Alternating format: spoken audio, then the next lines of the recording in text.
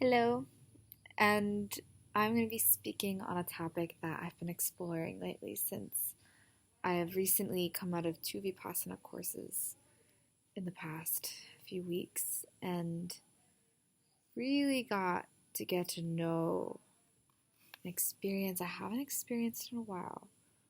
Probably a lot of us don't experience because on some level we've been taught not to, called boredom. So interesting. Like, there are so many interesting things in the world to study and to do. And of course, if you're sitting and contemplating your navel for 20 plus days, it's boredom arises sometimes, and it's an experience to dive into. And it's pretty fascinating. I was able to notice what my tendencies are when I experience boredom. And that is fascinating. And I really encourage you to look within and allow yourself to be bored. I know we have all of these, distractions like in our work life, in our relationships, in what we like to do for leisure, in our phones, in our internet, in anything, in socializing. There's so many ways to distract ourselves from being with ourselves. And I actually feel that boredom is a really useful tool. It shows us ourself when there's nothing to do. And there's actually an art to doing nothing. Being really okay with ourselves. And it's so fascinating. Another thing that I find in this experience of boredom is learning how to trust ourselves, like really deeply. I know for many women, myself included, there's a deep ancestral wound of distrust in the feminine, and I recognize this with a lot of men that I work with as well. It's as a collective, many of us are aware that we're moving into this paradigm shift of femininity, of divine feminine power, and what that really means. And what I experience of it right now is that it means being able to receive and diving into the intuition and just being present and grounded and trusting that experience, trusting the experience of life, trusting our experience of life, not through the lens of our story, but through our feeling, through our experience of it without words. And it's really fascinating because, of course, this is what we do when we sit and we meditate for many hours a day. Just sit and feel life. Like, there's really not much else to it. It's very simple, but it's not always easy. So I bring this up because in healing this deep ancestral wound of learning to trust this feminine nature within each and every one of us, this beingness, this isness, we actually develop our relationship with ourselves. This is where true groundedness comes from. This is where truly knowing ourselves comes from. It's in feeling, it's in presence, it's in a knowing that is not a knowing here. And the way we do that is, well, there are several ways. There are practices that I teach in meditation and Kriya, with energy work. Of course, there are Ayurvedic aspects we can incorporate into our lifestyle to develop more groundedness, depending on the person and their constitution and their current state of being.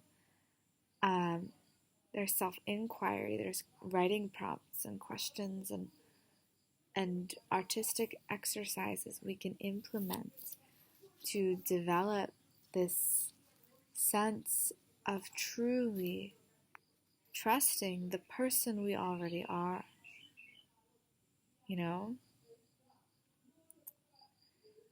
magically enough,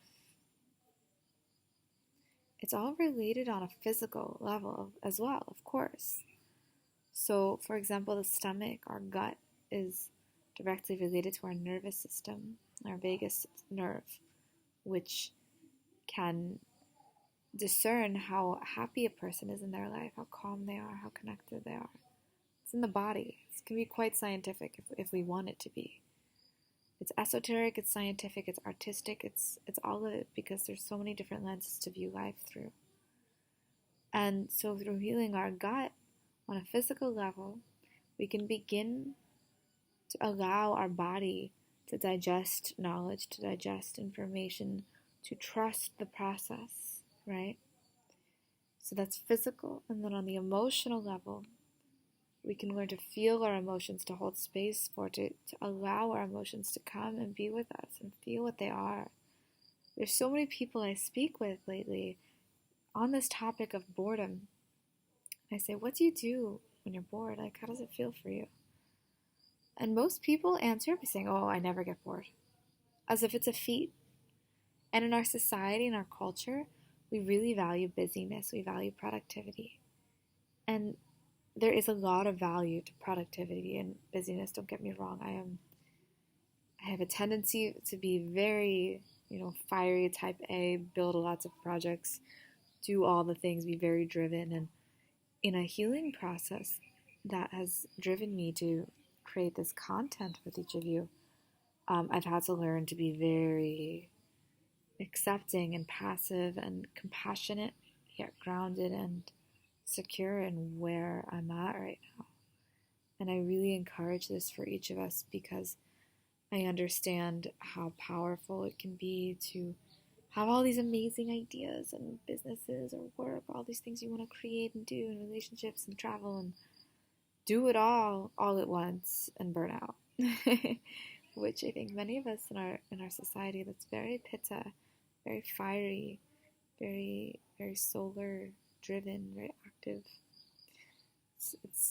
These are really what I see that we value in Western society, and there isn't anything wrong with it. But there's a value to the lunar side as well. There's a value to the passivity, to the groundedness, to the emotion, to the beingness of that.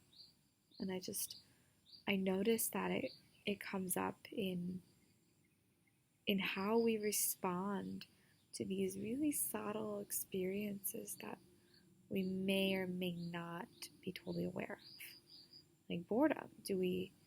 Instead of letting ourselves be bored, do we fill our time with words or chatter or thoughts or projects or work or travel or whatever? What do we do when we feel that? And we may not even feel the boredom, because sometimes what we feel first is the discomfort, the anxiety, or other emotions that we haven't really let ourselves feel. It's like layers. It's layers of an emotional and spiritual and intellectual onion that we can decipher and go through and feel deeply. So maybe we don't even feel boredom, because what we feel first is discomfort, and we're like, oh my god, I have to do something.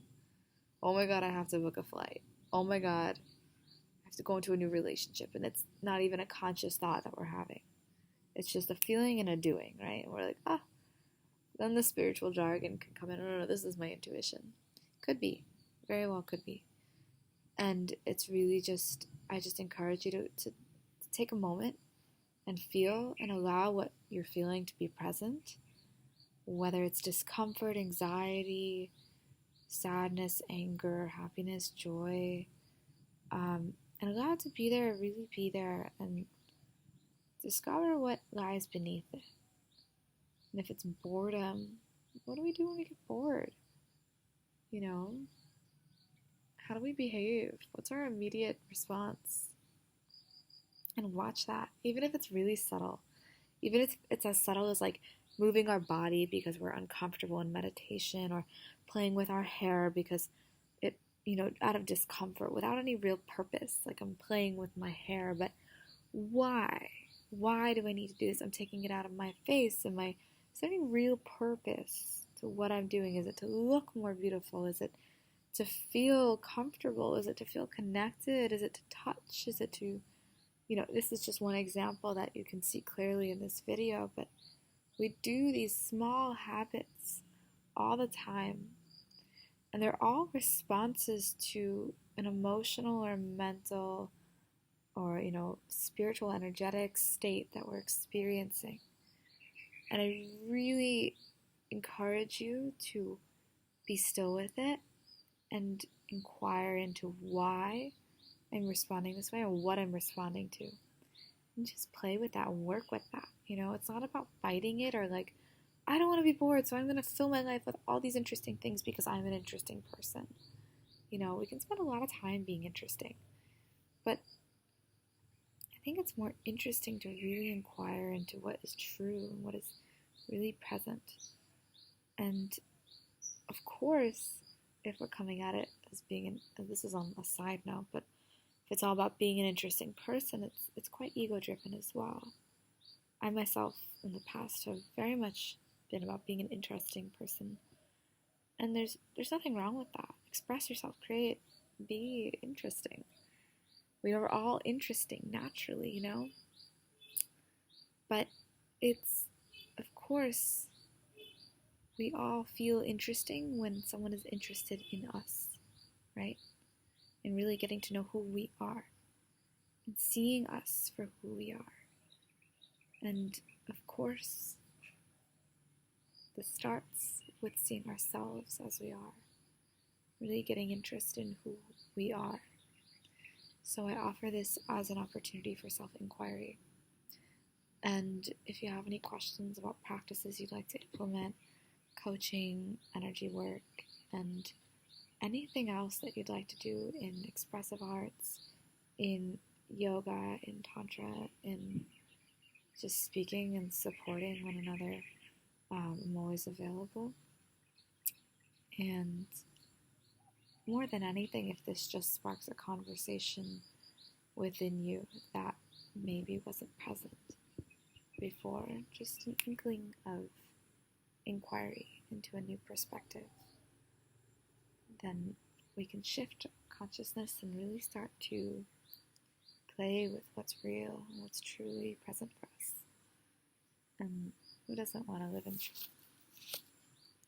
So I hope you all have a wonderful day of self-inquiry and meditation and diving deep